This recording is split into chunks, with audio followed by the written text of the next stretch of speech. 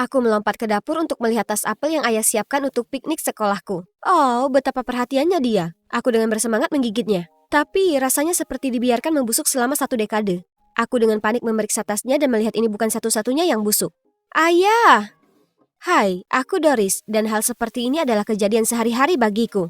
Ayahku yang kikuk dan buta warna merupakan dua faktor yang membuat hidup menarik. Sejak ibu meninggal, aku harus mengawasinya seperti elang. Kalau tidak, dia akan mengacaukan segalanya. Suatu kali dia memanggang seekor kalkun, tapi itu sangat mentah sampai kalkun itu terlihat akan melompat dari piring dan berlarian di rumah. Dan pada ulang tahunku yang terakhir, dia memberiku sepasang sarung tangan berbeda, satu oranye terang dan satu hijau neon. Dengan enggan aku mencobanya, terlihat seperti badut, sementara orang-orang tertawa terbahak-bahak. Terlepas dari semua itu, dia tetap seorang ayah yang luar biasa di mataku, seorang seniman super berbakat dengan karya seni yang luar biasa.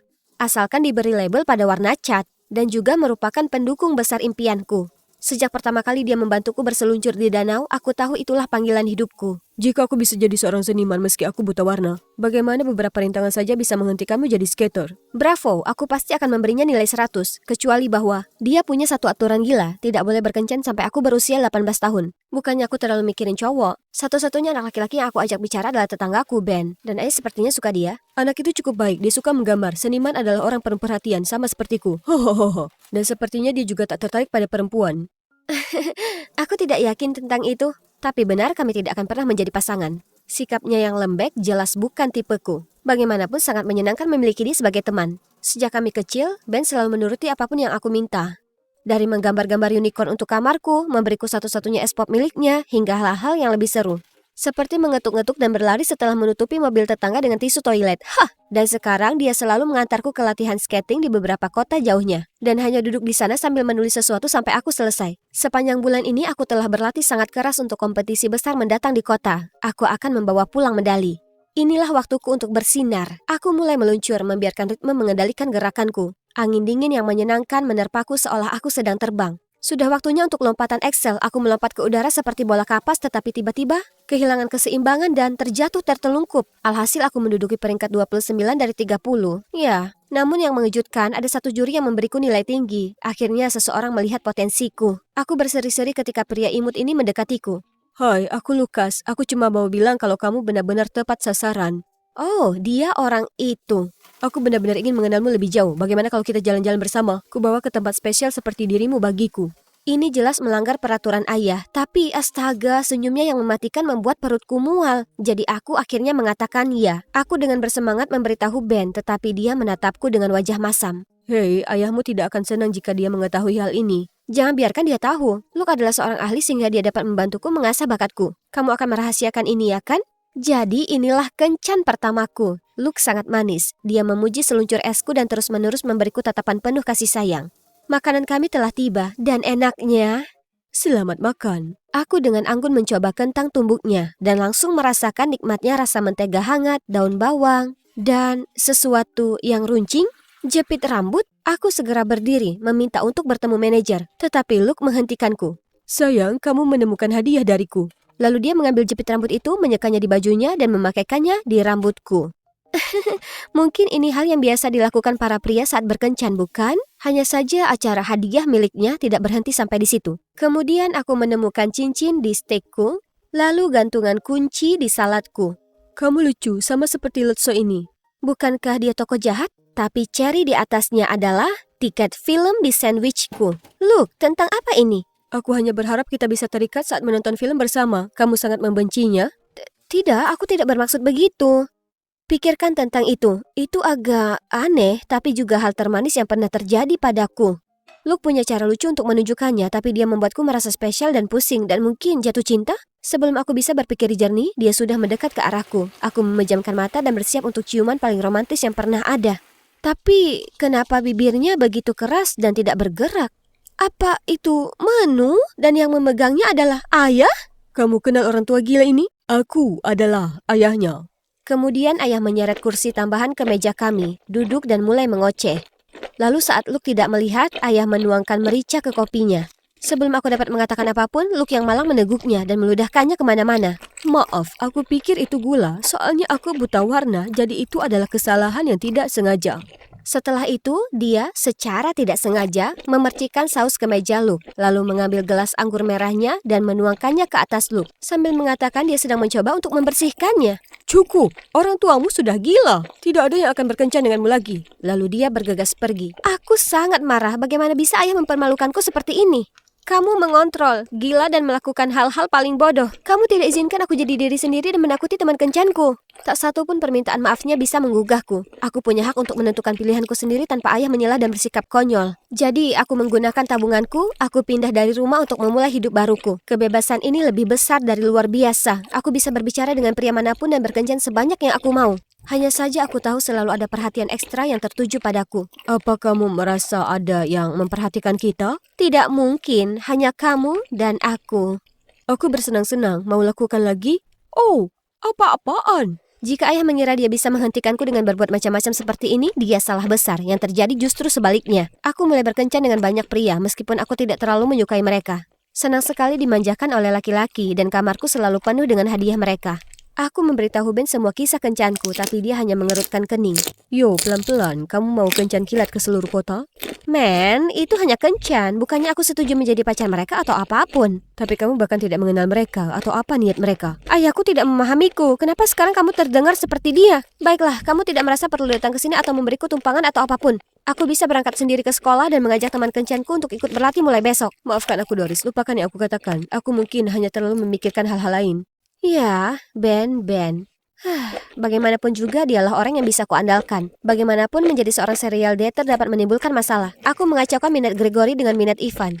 Aku lupa aku sudah menceritakan kisah lucuku kepada Anton untuk ketiga kalinya. Aku terlambat untuk kencanku dengan Hector karena shiftku sebelumnya dengan Rian memakan waktu lebih lama dari perkiraanku. Lalu karena sangat lelah karena semua kencan ini, aku tertidur saat makan bersama Christian. Beruntungnya aku, Ben selalu siap membantu. Ada apa? Kamu terlihat capek? Entahlah, berkencan pada awalnya menyenangkan, tapi sekarang aku tidak punya waktu untuk istirahat. Dan sekarang aku bahkan tidak bisa membedakan orang-orang. Hei, apa yang lucu? Tidak ada apa-apa, senang rasanya tidak harus berbagi alfabet kepadamu. Jangan khawatir, kamu satu-satunya B dalam hidupku. Suatu hari sepulang sekolah, sekelompok anak laki-laki mengelilingiku dan mulai menuduhku curang. Hei, aku bukan pacar siapapun, jadi itu tidak tergolong selingkuh. Aku masih jomblo, jadi aku bisa berkencan sebanyak yang aku bisa. Hanya saja kemarahanku sepertinya membuat mereka semakin marah. Saat semua orang ini meneriakiku, seorang polisi mendekat. Tunggu, apakah itu ayah? Hei, kalian berhenti mengganggu nona muda ini sekarang juga. Aku baru saja menyelesaikan kursus karate. Aku akan memberimu sebagian dari pikiranku. Lihat, haya. Sungguh sekelompok orang aneh. Syukurlah ayah datang ke sini tepat waktu untuk menyelamatkanku. Tapi sayang sekali dia melihatku gagal total. Jadi rasa maluku menjadi kemarahan. Siapa yang memintamu muncul dan membuat keributan? Berhentilah menggangguku dengan semua omong kosongmu. Aku bisa mengatasinya sendiri. Ketika aku kembali ke apartemenku, Ben sedang duduk di sana menungguku. Karena kewalahan dengan semuanya, aku menangis. Dia menarikku ke dalam pelukannya, dan aku langsung merasa lebih baik. Tapi kemudian, Doris hentikan permainannya dan pulang saja. Permainan? Ini bukan permainan, ini hidupku. Aku berhak menjalaninya sesuai keinginanku. Kau terlalu pengecut untuk memahami hal itu. Begitu aku mengatakannya, aku menyesalinya. Ben tampak sangat terluka dan marah. Dia hanya menggelengkan kepalanya lalu pergi. Sejujurnya aku berpikir dia adalah satu-satunya orang yang tidak akan pernah pergi. Tapi terserah, aku tidak membutuhkannya. Atau ayah juga. Sekarang aku harus membuktikan ayah aku sudah cukup dewasa untuk menghadapi kemandirian. Dan bisa menemukan seseorang yang jauh lebih baik daripada Ben di sampingku. Tunggu dan lihat saja. Sudah kubilang, sekarang Tuhan memberkatiku dengan pria ini, Mark, seorang sahabat super kuat dan macho yang selalu siap melindungiku. Sayang, awas. Apa? Biarkan aku yang menangani ini. Lalu dia menjauhkanku dan meninju tepat ke dinding. Wow, itu nyamuk. Terima kasih telah menyelamatkanku. Suatu kali kami sedang berjalan-jalan di taman sekolah ketika aku melihat Ben. Aku segera menatap Mark pada gadis cantik yang sedang kesusahan dan berkata, "Sayang, aku sangat lelah. Aku pikir aku akan pingsan." "Jangan khawatir, aku akan mengantarmu ke rumah sakit." Tiba-tiba dia mengangkatku ke atas bahunya dan membawaku pergi. Kepalaku berputar-putar dan membuatku benar-benar ingin pingsan. Aku memintanya menurunkanku dan membiarkanku duduk sebentar. Lalu tiba-tiba aku melihat Ben mengerutkan kening ke arahku. Melihatku baik-baik saja tanpa dia, bagaimana mungkin dia tidak kesal? Tapi siapa itu? Dia mulai menatap karya seninya dengan penuh semangat. Lalu, percayakah kalian? Dia memintanya untuk menggambar. Dan dia setuju. Aku tidak bisa tinggal di sini menonton drama konyol ini, jadi aku meraih tangan Mark dan menariknya pergi. Tapi malam itu, aku terus bolak-balik dan bayangan Ben dan gadis itu tidak bisa hilang dari kepalaku. Tidak, bukan masalah besar. Itu hanya sangat menjengkelkan. Itu saja. Terlalu banyak hal yang terjadi dan sekarang saatnya bagiku untuk fokus pada impianku bermain skating lagi dengan gula plumku. Saat dia pergi membelikan kami minuman, siapa yang seharusnya datang kepadaku selain kencan pertamaku, Luke. Oh, kau masih bermain seluncur es? Menyerah saja, aku hanya memberimu nilai tinggi agar kamu berkencan denganku, jangan menyanjung dirimu. Ngomong-ngomong, orang tua gilamu masih baik-baik saja? Diam, ayahku benar tentangmu dasar brengsek. Brengsek? Oke, si brengsek ini akan memberitahu manajer arena untuk melarangmu datang ke sini selamanya. Aku menatapnya dengan mulut ternganga, tidak tahu harus berkata apa. Ketika entah dari mana, Ben muncul. Aku rasa panitia skating tidak akan terkesan dengan skor palsumu, ya kan? Yang diperlukan hanyalah satu email dan kamu bisa mengucapkan selamat tinggal pada posisi di panel juri. Beraninya kamu. Lalu dia pergi dengan marah. Tepat pada saat itu, Mark kembali. Sayang, skating itu menyebalkan. Hentikan saja. Kalau begitu, ayo kita bermain trampolin. Doris, ayo berlatih. Tidak ada yang berani melarangmu sekarang. Siapa kamu, dasar aneh? Mark, berhenti. Itu Ben, temanku.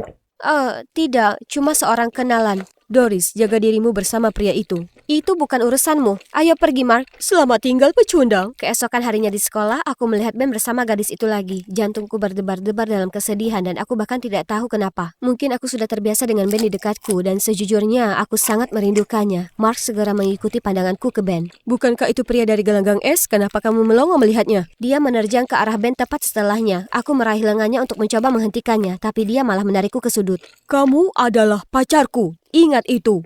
Di depanku ada orang asing. Itu bukan Mark biasa yang kukenal. Dia seharusnya melindungiku, tapi sekarang yang kurasakan hanyalah ketakutan. Aku tidak bisa bergerak. Mark membungkuk untuk menciumku dan aku segera menghalanginya. Apa? Beraninya kamu? Oh tidak, aku kacau. Oh, meneror pacarmu sendiri. Bagus. Ben, tepat pada waktunya. Kamu sudah selesai denganku. Kemudian Mark mengambil pot bunga dan menyerang Ben. Tapi aku dengan panik mendorongnya sebelum dia bisa melakukan apapun dengannya. Dia tersandung menggumam sesuatu ketika tinju Ben muncul entah dari mana. Kamu ingin satu pukulan lagi? Mark mengayunkan tinjunya ke arahnya tetapi kemudian berbalik dan bergegas pergi. Aku menatap Ben dan tidak bisa mempercayai mataku. Dia kuat, protektif, sangat berbeda dengan Ben lembut yang kukenal selama ini. Doris, menurutku sudah waktunya kamu pulang. Pernahkah kamu bertanya-tanya kenapa ayahmu melakukan itu? Ben benar, dan drama hari itu menyadarkanku betapa aku merindukan ayah. Aku ingin tahu bagaimana kabarnya. Aku tiba kembali dan menemukan ayah duduk sendirian tertidur, di tengah tumpukan kekacauan. Dia mengenakan pakaian bernoda dan di atas kuda-kuda ada gambarku yang belum selesai. Dengan mata berkaca-kaca, aku berlari ke arahnya dan memeluknya erat. Aku sangat menyesal telah pergi. Kupikir aku akan baik-baik saja sendirian, tapi nyatanya tidak. Aku merindukanmu. Kamu kembali. Aku juga merindukanmu, sayang. Aku merasa sangat bersalah telah membuat ayah kesal. Saat aku tenang, kami membicarakan masalah kami. Sayang, ayah tahu, ini sulit. Hanya kamu yang tersisa. Aku hanya khawatir kamu terlalu muda untuk membuat keputusan yang tepat dan tidak tahan melihat para idiot ini menyakitimu. Tapi ayah, aku juga butuh pengalaman untuk belajar dan berkembang. Dukung aku, ya? Tentu saja. Aku selalu berharap kamu bisa menemukan pria baik hati yang mengerti, mendukungmu, selalu berada di sisimu, dan membuatmu benar-benar bahagia. Semua kualitas itu mengingatkanku pada seseorang. Aku terus mengejar hal-hal sepele di luar sana, sehingga melupakan orang yang selalu mendampingiku. Jadi aku segera pergi mencarinya. Hai Ben. Oh, hey. Kamu senang tahu aku telah kembali bersama ayah? Iya, itu kabar baik. Dengar, Ben, aku minta maaf. Aku idiot, aku menganggapmu remeh dan sekarang aku merasa sangat tidak enak karenanya. Aku ingin tahu apakah kamu akan mengajakku berlatih besok? Aku akan memikirkannya. Dan aku tidak menyangka akan melihatmu menghadapi pria tangguh seperti Mark. Kamu bukan tipe orang yang penakut, kan? Siapa bilang aku penakut? Aku hanya seperti itu saat bersamamu karena itu membuatmu bahagia. Sebenarnya aku sepenuhnya mampu menjaga diriku sendiri. Dan, kamu.